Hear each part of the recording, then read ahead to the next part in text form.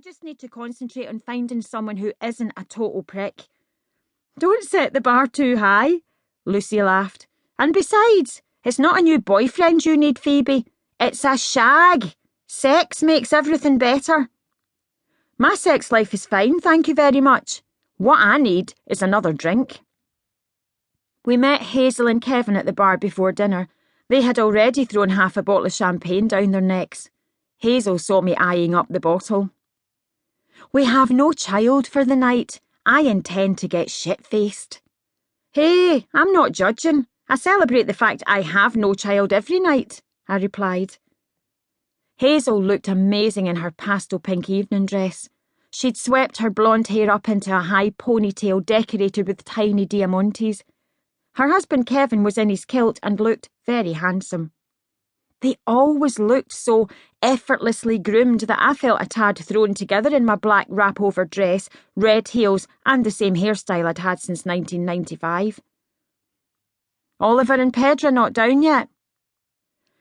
From the way those two were slobbering over each other in the lobby, I'd be surprised if they've left the bedroom, Kevin laughed, and then paused, obviously trying to picture this in his head.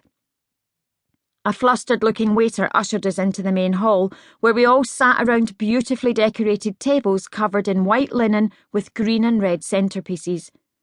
There must have been around 100 tartan-clad guests, and the atmosphere was electric.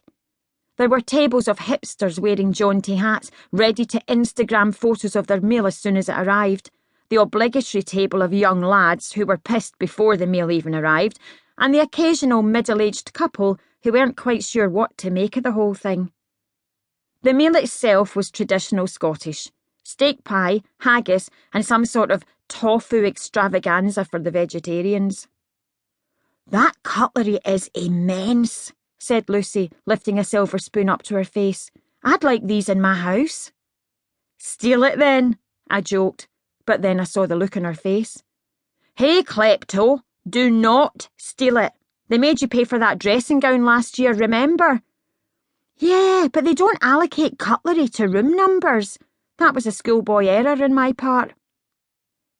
10 minutes later, Oliver swaggered in with a cheeky grin on his face, followed by Pedra, a woman so beautiful I wanted to punch her in the face, and then myself. Finally, did you two get lost? I asked, knowing full well that wasn't the case.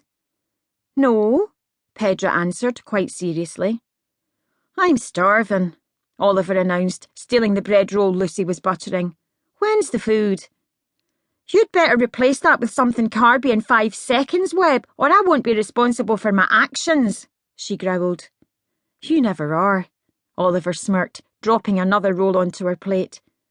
A toast, please. He raised his glass and we all followed. To my good friends, Hazel and Kevin, who completely ruined my theory that all marriages are a sham. Lucy, the kind of woman me mother warned me about. Phoebe, my oldest and funniest friend. And finally, to me lovely girlfriend Pedra. I apologise in advance. This will get messy. Oh, and not forgetting the new friends we will make and quickly lose this evening by being terrible human beings. Let's fucking do this. We ate, we laughed, we danced. By midnight my shoes were lying under a table. I'd been outside for 17,000 cigarettes and I was starting to get the I'm going to be alone forever New Year's blues when the slower songs came on. Thankfully, Hazel spotted this and was able to pull me back off the ledge. You thinking about Alex? Yeah, I think I still miss him. Nah, you miss the idea of him. The man you thought he was. The man I hoped he'd be. Exactly. He was charming in the beginning. So was Ted Bundy, she quipped. I always thought Bundy would be a good name for a dog. Focus, Phoebe. Oh, look, maybe I didn't try hard enough either. He did have moments when he was quite loving and tender. Maybe you didn't, Phoebe. Who knows? But you didn't screw around, and he did. Alex was cheating on you for 4 months. That's 4 months' worth of lies for you and his mistress. That's not an endearing quality in any man.